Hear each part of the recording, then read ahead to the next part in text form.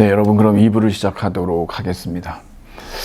왜 이 수많은 여성들이 아름다운 몸을 갖기 위해서 많은 고통을 감내하면서 이렇게 경쟁하고 노력하는 것일까요? 그리고 이런 아름다운 몸에 대한 사회적인 이런 숭배는 누구에게 이익이 되고, 이러한 어떤 숭배 시스템은 왜 이렇게 강박적으로 지속되는 것일까요? 이런 문제에 대해서 우리가 좀 고민을 해봐야 됩니다. 어떤 자신의 몸의 아름다움을 추구하는 것에 대해서 잘못됐다라고 얘기하려고 하는 것이 아닙니다. 그것은 자신과 자신의 몸이 조화로운 어떤 만족스러운 관계를 맺는 하나의 방식으로서의 아름다움은 문제가 되지가 않는데, 이것 하나의 사회 시스템으로서 그러한 정형화된 어떤 비상식적이고 전혀 일반적이지 않은, 그래서 우리는 그것을 기형적인 몸이라고 얘기하는데요. 그러니까 우리가 보통 알고 있는 모델들의 몸을 보면 그러한 몸들은 그냥 일반적인 몸이 아니지 않습니까? 근데 그런 어떤 매우 이상한 이상적인 기형적인 그런 몸들에 대한 강박적인 추구를 모든 여성에게, 또는 또 이제 남성들에게도 그렇게 강요하는 이러한 사회 시스템, 이러한 어떤 기제들에 대한 토파보기가 우리에게 있어야 된다라고 하는 것이죠. 왜냐하면 이렇게 아름다운 몸에 대한 열띤 투쟁과 이 노력 속에서 우리가 잃어버리고 있는 것들이 있고, 당연히 잃을 수밖에 없는 것들이 있습니다. 그런 부분들을 우리가 멈춰서 생각해 보고자 지금 이 시간을 갖는 것입니다. 제가 일부에서 여러분 끝에 말씀드렸다시피 남녀 평등의 세상이 도래했다. 이제 페미니즘도 달라져야 된다. 아주 무시무시한 기만입니다, 여러분. 그래서 이것을 우리가 진화된 성차별이다라고 얘기를 했는데, 이렇게 주장하는 저희가 어디에 있느냐 그러면 뭐 그렇지 않은 게 어디 있겠습니까, 여러분. 지금 정치도 대학도 뭐 소위 이제 상아탑이라고 하는 대학조차도 어디로 넘어갔다 그럽니까? 시장으로, 자본주의로 넘어간 상태죠. 즉 페미니즘, 여성주의라고 하는 것도 결국 남녀의 평등과, 정말 남성과 여성이 행복한 삶을 사는 것을 목적으로 하는 이 페미니즘조차도 어디로 넘어갔냐? 소비 자본주의로 넘어갔다는 겁니다. 사실 우리가 이렇게 아름다운 몸에 대해서 광적으로 집착하고 집단적으로 이렇게 한 것은 결국 자본주의, 20세기 자본주의의 어떤 도래, 즉 대량 생산과 대량 소비가 가능해지면서 일부 사람들에게만 통용되던 그런 아름다운 몸에 대한 열망이 소위 민주화가 됐다라고 할 수가 있습니다. 지금은 누구나 남녀노소를 불문하고요, 이러한 어떤 이 가열찬 어떤 몸 만들기에, 외모 관리에 아주 너나 없이 달려든 상태라고 우리가 얘기할 수가 있는 것이죠. 그러다 보니까 이러한 어떤 진화된 성차별이 페미니즘을 이 소비 자본주의가 그냥 먹어버리면서, 그러면서 성형 수술을 너무나 자연스럽게 뭐 추천하고 얘기하고, 그게 이상한 게 아니게 되는, 소위 이제 그러면서 이제 어떤 자신감도 얻었다라고 하는 얘기들이 여기저기서 회자되고 있는 거 여러분들 너무 잘 아실 겁니다. 또 당사자이실 수도 있겠죠, 사람들이. 그리고 이러한 어떤 자아 성취. 근데 가만히 들여다보면 이것들은 결국은 소비 자본주의가 이 페미니즘을 회유하는 하나의 방식이다라고 여러분들이 보시면 됩니다. 결국 소비함으로써 정말 어떤 자아 성취를 이룬 여성이 될 수 있다라고 하는 것과 다르지 않기 때문이거든요. 또 하나는 뭐냐면 이 대중문화 속에 등장하는 여성들 있지 않습니까? 이 여성들은 사실상 대단히 소수의 그 엘리트 성공한 여성들입니다. 그리고 TV에 등장하는 인물들이 보면은 정말 뭐 외적인 아름다움뿐만 아니라 많은 그 스펙들을 가지고 있는 걸 볼 수가 있습니다. 그런 것들을 일종의 광고 대용으로 보여줌으로써 그렇지 않은 사람들에게 결국 저러한 외모라고 하는 것이 그 아름다운 외모를 갖췄을 때 사회적인 성공을 이룰 수 있다라고 하는 그러한 그 어떤 허울 좋은 메시지를 던지고 있다라고 하는 것이죠. 네.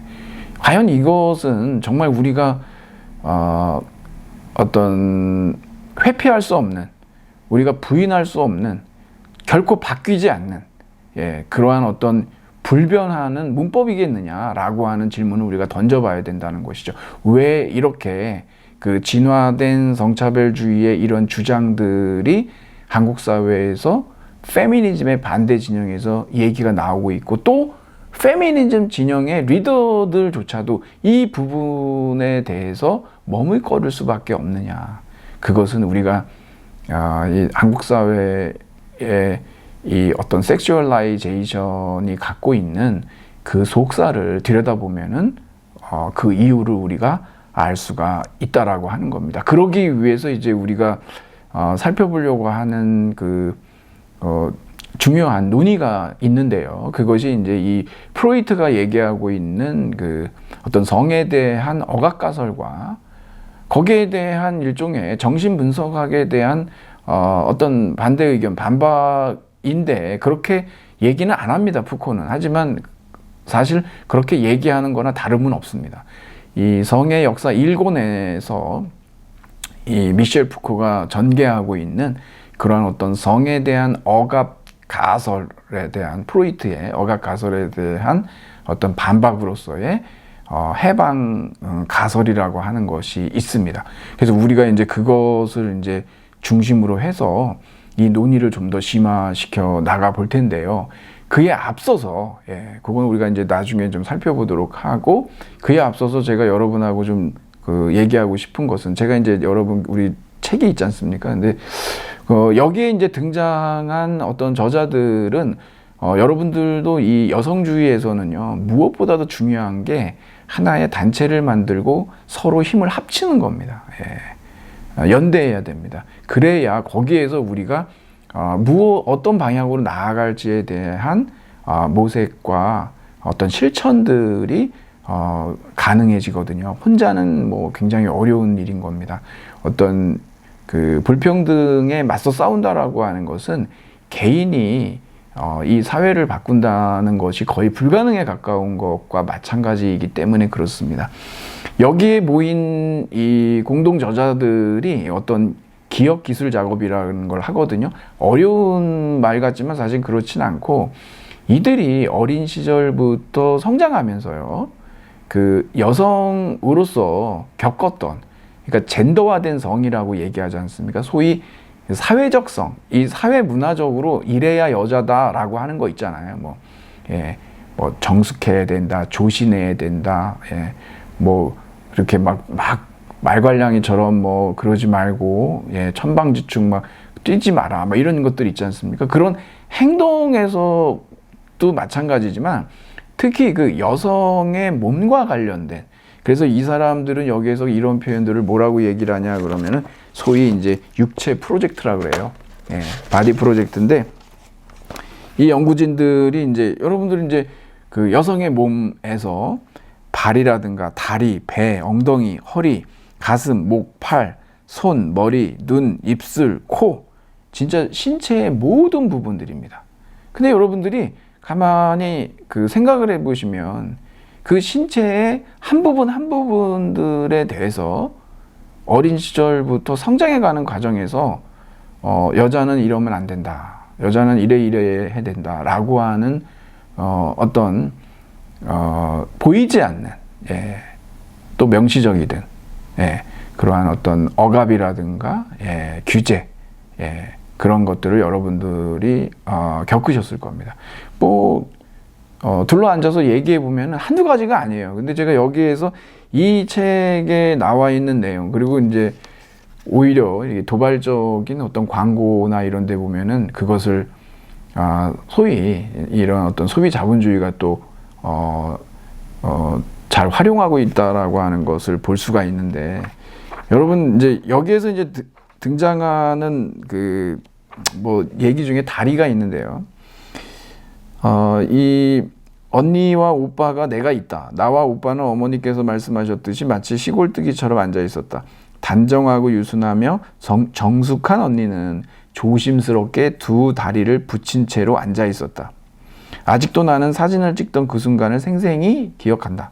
갓 5살이 된 나는 사진을 찍기 직전에 때를 썼다. 나는 옆에서 누가 뭐라고 해도 내 맘대로 팔다리를 떡 벌리고 앉겠다고 고집을 부렸던 것이다. 이게 무엇을 나타내는지 여러분들이 아시죠? 지금 이 연구진 중에 한 사람의 이 얘기가, 그 다리라고 하는 것은 그 수많은 태도나 정서와 연관이 되어 있는데, 특히 여기에서 지금 얘기하는 다리를 벌리고 앉는다는 것, 특히 여자가 다리를 벌리고 앉는다라고 하는 것은 대단한 어떤 저항의 자세이고, 그리고 굉장히 그 성적인 의미를 떠올릴 수밖에 없지 않습니까? 그래서 이 그 사회적 구성물로서의 이러한 어떤 여성성, 거기에서의 이 벌린 다리는 굉장히 도발적이고, 그런 중요한 그곳을 많은 사람들의 눈에 노출시킨다라고 하는 그러한 사실이 이제 주장되기에 이른다라고 얘기합니다. 이런 여기서도 이제 그림 사진이 하나 나와 있기는 한데, 그리고 많은 모델들이 지금도 한 여성은 조신하게 그냥 앉아 있는데, 다른 여성은 정말 이제 뭐 쩍벌의 정도가 아닌 의도적으로 굉장히 도발적인 자세를 취하죠. 그런 것들이 그 연상시키는 어떤 그 여성의 이런 행동들이 어떤 성적인 의미를 야기하는 것과의 관련성, 이런 것들 있죠. 그래서 어떤 부분들이 이제 제약이 되고 억압이 되는지를 우리가 알 수 있는데, 이게 뭐 비단 이 다리뿐만이겠습니까? 뭐 진짜 헤어의 문제도 그러고, 뭐 엉덩이의 문제도 그러고, 여러분 아시다시피 이제 코르셋이라고 하는 것도 결국 그 당시에 어떤 엉덩이와 가슴은 풍만하면서도, 그리고 허리는 이제 남성이 손으로 안기에 아주 편해야 되기 때문에 잘록한, 그래서 심지어는 기절하고, 호흡곤란으로 기절하는 이런 일들이 벌어져도, 여러분들이 이제 중세 영화들을 보시면 정말 양쪽에서 하녀들이 잡아당겨가지고 거의 얼마나 제약된 몸으로서 그렇게 살고 있는지를 우리가 알 수가 있는 것이죠. 그럼 좀 드러내는 겁니다, 그런 부분들이. 이 육체 프로젝트의 한 부분만 제가 말씀을 드렸지만, 그 외에 많은 부분들에 대해서도 우리는 성장하면서 이 사회에서 어떻게 그 여자다움 여성성, 또는 남자다움 남성성이라고 하는 것들이 그런 억압 체제들이 이루어졌는지에 대해서 우리는 이제 쉽게 알 수가 있는 것이죠. 이것뿐만이 아닙니다. 여러분, 이제 제가 여기에 몇 가지 예를 들었지만, 특히 이제 우리 여러분 포르노그래피의 어떤 성정치학이라고 하는 것도 있습니다. 여러분, 아까도 제가 살펴봤지만, 어떤 여성을 성적 대상화하는 그것이 갖고 있는 문제점은, 여성을 신체의 일부로 환원시킨다든가, 특히 이제 성적으로 환원시킨다라고 하는, 그래서 여성의 인격을 협소화하고 부분화한다라고 하는 거, 이런 문제점을 제가 얘기를 드렸는데, 마찬가지로 이 포르노그래피에서 남성과 여성이 이 포르노그래피와의 관계에 있어서 사회에서의 어떤 남성과 포르노그래피의 관계에서는 조금 관대해요. 하지만 여성 같은 경우, 그러니까 여성의 욕망을 여성이 이야기한다라고 하는 것은 대단히 비추죠. 여성은 욕망이 없습니까? 있죠. 근데 그런 것들 드러내놓고 얘기할 수 없도록 만드는, 지금은 이제 일부러 그런 얘기들도 많이 합니다. TV에서 이제 얘기들도 공개적으로 하고 있지만 여전히 그런 부분에 대해서 남자만큼 그렇게 관대하지는 않습니다. 뿐만 아니라 그 포르노그래피에 보여지는 남성과 여성의 그런 어떤 상호 관계를 보게 되면 그 속에서 보여지는 대단히 불평등한 모습들을 알 수가 있거든요. 그것들이 일종의 그것을 본 사람들, 그걸 접한 사람들의 사회적 실천과 관련해서 본다라고 하면 그런 불평등한, 예, 그런 어떤 왜곡된 성인식이 그 개인의 삶에 있어서도 큰 영향을 미칠 수가 있다라고 하는 거. 그래서 이제 그 포르노그래피에 대한 비판이 나오는 것이고, 포르노그래피가 그럼 없어질 수가 있느냐? 없어질 수가 있는데요. 어떻게 하면 없어질 수가 있느냐? 그러면 평등한 관계와 상호적인 관계에서의 성적 관계가 이루어진다라고 한다면 굳이 뭐 포르노그래피가 있을 이유가 없겠죠. 그래서 이런 부분들에 대한 논의, 이런 이제 불평등에 대한 그런 부분들도 있고, 또 하나는 말씀드릴 수가 있는 게 아까 제가 얘기를 드렸던 그러한 이제 그 다이어트와 관련된 문제입니다. 지금은 여러분도 아시다시피 이 다이어트 어떤 미용 산업이라고 해야 될까요? 정말 그 엄청난 이 자본이 투여되고 있는 것을 아실 수가 있을 겁니다. 그래서 여성들도 하여금 끊임없이 어떤 마른 몸, 사회적 성공이라고 하는 이런 도식들을 계속 확대 재생산해 내고 있는 것이죠. 그래서 그 과정에서 여러 여성들이 자신의 몸에 대해서 굉장히 불편한 관계, 그것을 넘어서서 자신의 몸을 혐오하는 단계까지도 가고, 그것이 여성의 어떤 정신 건강에 매우 해로울 뿐만 아니라 병리적인 현상으로도 나타나서 식이장애라고 하는 여러분이 아시다시피 이제 거식증의 문제들이 있지 않습니까? 카펜터스의 싱어였던 카렌 카펜터스도 그걸 거식증으로 결국은 유명을 달리하는 얘기는 아주 유명한 얘기죠. 그러니까 왜 이렇게 식이장애를 앓고 있느냐라고 한다면 살을 빼기 위해서 가장 쉬운 방법, 결국 굶는 거 아니겠습니까? 예. 이런 끊임없이 굶어서라도 확실하게 빼겠다라고 하는데, 이런 사회 분위기가 있는 이상은 결국 자기 몸과 자기가 어떤 조화와 평화의 관계로 가는데 큰 장애물이 놓여 있기 때문에 그런 그 아름다운 몸에 대한 이러한 사회적 숭배를 조장하는 시스템 하에서 과연 여성들이 자신의 몸과 평화로운 관계로 지속할 수가 있겠느냐라고 하는 겁니다. 심지어는 자신의 몸에 대해서도 그러지 않습니까? 이게 아줌마 체형이다. 그 말 자체가 결국은 더 이상 그 여성이지만 성적 매력을 느낄 수 없는 여성이라든가, 더 이상 남성의 관심을 끌지 못하는 여성이라든가라고 하는 대단히 그러한 표현으로 이제 아줌마 체형이라는 얘기들이 많이 나오는데, 과연 아름다움이라고 하는 것이 그런 그 TV에 등장하는 그 아주 이상적인 그 어떤 모델의 모습, 그것만이 정말 아름다움의 어떤 대표격이냐라고 하는 문제들이라는 거죠.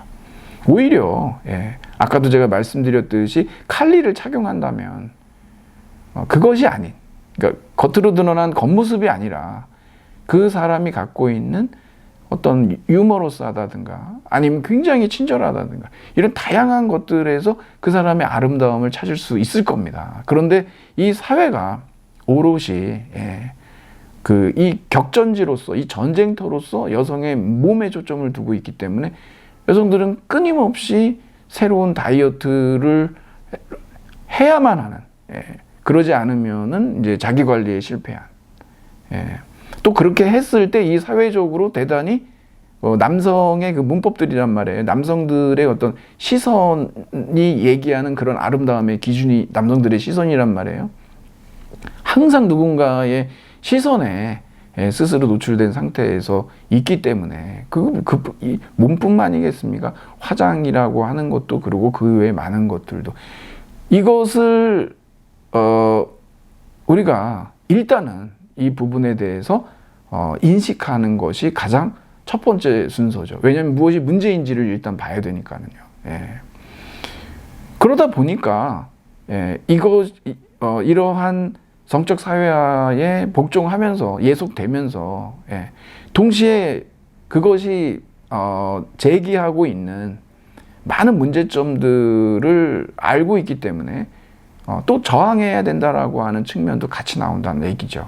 근데 이게 매우 굉장히 모순적인 상호 모순적인 그러한 아주 매우 아이러니한 입장이 한 여성 속에 공존한다라고 하는 것이 굉장히 힘든 상황에 놓여 있다라고 볼 수가 있는 것이죠. 자, 그러면 이 문제에 대한 조금 이제 단초를 좀 하나 살펴보고자 하는데, 그게 뭐냐면 여러분 제가 말씀드린 성에 대한 억압가설과 이제 해방의 가설이라고 하는 것인데요.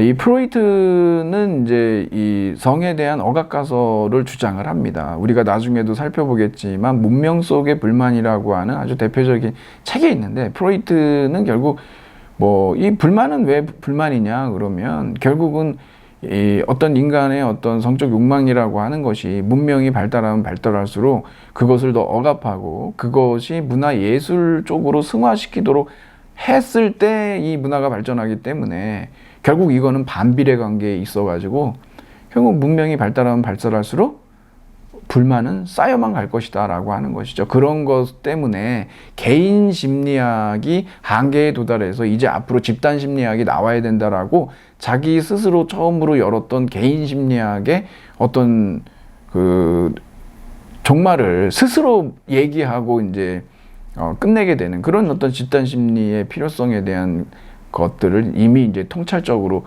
예언했던 책이 이제 문명 속의 불만이기도 하죠. 근데 이런 성에 대한 그 억압가설, 항상 그 성적 표현이라든가 성적 욕망이라든가 이런 것들이 억압됐다.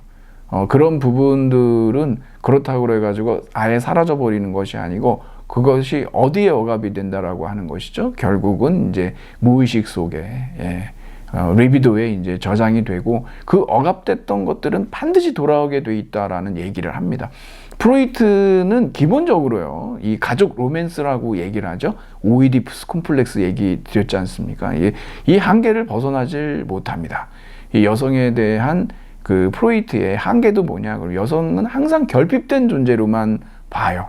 무엇이 결핍됐느냐? 그러면은 결국에 가서 이제 그 어떤 남성성이라고 했을 때 그 어떤 워먼은 not man이라고 해가지고 남자가 아니다 라고 하는 거, 그런 의미의 제2의 성으로서의 여성을 얘기하는 거예요.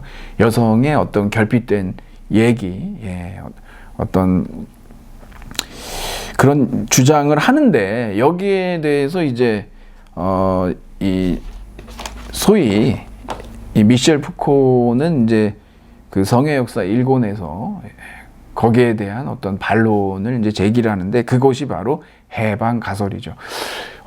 여러분이 이걸 좀 알아두셔야 되는 게 있는데, 이 미셸 푸코라고 하는 사람은 이제 뭐 권력의 미시 물리학자다 이렇게 얘기를 합니다. 이 거시적인 거, 미시적인 거, 대단히 이 미셸 푸코의 어떤 푸코의 권력관은 기존의 권력관하고는 달라요. 막스 베버의 권력관이 대단히 전통적인 권력 이론이거든요. 자신의 의지를 타자의 의지에 관철시킬 수 있는 힘, 그것을 우리가 소위 권력이라고 얘기를 합니다. 이것이 이제 권력의 인과론적 이론이라고 얘기를 하고, 내 의지가 원인이고 그것이 저 타자의 의지 속에 결과로서 들어갈 때, 이것이 그 나의 의지가 타자의 의지 속에 실현될 때, 이것이 이제 권력이지 않습니까? 근데 이 미셸 푸코는 그런 권력 이론을 주장하는 게 아니고, 권력이라고 하는 것은 그렇게 어떤 강제라든가 억압이 아니고 생산으로서의 권력을 얘기를 합니다. 그래서 그 프로이트가 얘기하는 이런 성에 대한 담론들이 이 억압 이론에 의하면 결국은 어디에서 이제 그 어떤 많은 담론들이 생산되지 않는 것으로 그렇게 얘기될 수 있겠지만, 푸코의 계부학적인 연구에 따르면은요, 오히려 이러한 그 성에 대한 담론들이 대단히 폭발적으로 생산됐다라고 하는 거. 그 대표적인 예를 하는 것이 결국 이제 과학적 고해성사가 정신분석학이거든요. 그러니까 이제 16세기 연구를 해보면은 그때 당시에 이제 종교개혁, 그 다음에 반동 종교개혁, 반종교개혁이 있는데요. 카톨릭의 개혁운동이죠.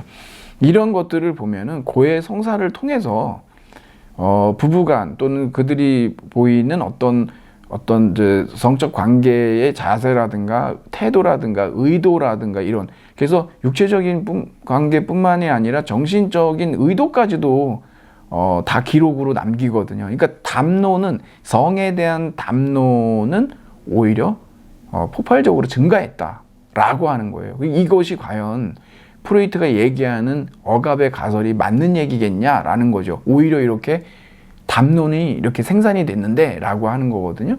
결국은 프로이트에게 당신의 억압 가설 틀렸다라고 얘기하는 거하고 마찬가지인 겁니다. 그래서 이제 이 해방 가설을 얘기하는데, 이것은 푸코의 그 독특한 권력 이론, 그러니까 생산으로서의 권력 이론 때문에 그렇죠. 그리고 이 푸코가 주장하는 많은 얘기들이 있는데, 권력은 도처에 있다라는 얘기합니다. 그리고 권력이 있는 곳에는 저항이 있다라고 얘기를 해요. 그래서 이 책의 연구진들도 푸코의 이론을 따라서 연구를 해왔는데, 푸코의 가장 큰 문제점은 뭐냐면, 모든 곳에 도처에 권력이 있고 도처에 저항이 있다고 그러는데, 권력이 있는데 과연 이 저항이 성공할 수 있겠느냐라고 하는 문제, 여기에 대해서 명확하게 얘기를 안 합니다, 푸코가. 아주 근본적인 문제점은 어딨냐면, 이 푸코에게서는 주체가 부재예요. 그러니까 이 연구진들이 새로운 어떤 여성 주체를 만들려고 하는데, 푸코의 이론에서는 그것을 가져올 수가 없다라고 하는 문제. 왜냐하면 이미 도처에 있는 권력으로 인해서 결국은 그 속에 있는 소위 어떤 주체를 하더라도 그 권력이 생산하는 시스템을 재생산할 수밖에 없는, 확대 재생산할 수밖에 없는 상황에 놓여 있다는 겁니다. 그래서 제가 여러분 생각해 보기에 보면은, 푸코가 인간 존재를 엄청난 그물 속에 사로잡혀 있는 바둥거리는 고기로 취급을 했다면, 푸코에겐 그냥 그물에 걸린 고기예요. 그런데 그것도 이름 없는 고기죠. 근데 페미니스트적 조사 연구에 따르면 그 고기는 이제 어부입니다. 그러다 보니까 이 어부의 입장에서 뭘 보게 되냐 그러면, 그 그물에 대한 관심이죠. 그 시스템에 대한 관심. 어부로서 바로 이러한 어떤 푸코의 주체의 부재라고 하는 그 문제점을 극복하기 위해서 이 연구진들이, 그럼 새로운 주체는 어떻게 만들어져야 되겠느냐라고 한다면, 결국은 이 사회가 강제하고 있는 그런 어떤 정형화된, 어떤 표준화된 여성의 몸에 대한 아름다움이라는 거, 그것이 결국에 가서는 남성들의 시각에 의해서 만들어진 그러한 어떤 조작된 타자의 시선이라는 걸 인식을 하고, 거기에 대해서 저항하기 위해서는 뭐냐면, 그러한 남성의 시각에서 전제된 아름다움이 아니라 다양한 여성들이 갖고 있는 그 각기각계의 그 아름다운, 일반인들의 그 아름다움들이 그 어떤 지위를 획득할 수 있도록 만들어야 한다라고 하는 거. 그러기 위해서는 여성들이 서로의 경험을 공유할 수 있는 단체를 만들어야 되고, 그 단체를 통해서 늘 얘기하지만 새로운 주체의 탄생을 가져와야 된다라고 하는 것입니다. 굉장히 어려운 얘기고 쉽지 않은 얘기지만, 결국 우리는 이러한 사회적 아름다움에 대한 사회적 광기로서, 이 시스템이 만들어낸 그러한 광기에 대해서 끊임없이 도전함으로써, 투쟁에 나섬으로써 결국은 그 무너진 자신의 자존감을 살리고, 그리고 건전한 자신과의 관계를 갖는 것이 무엇보다도 중요하다고 할 수 있겠습니다.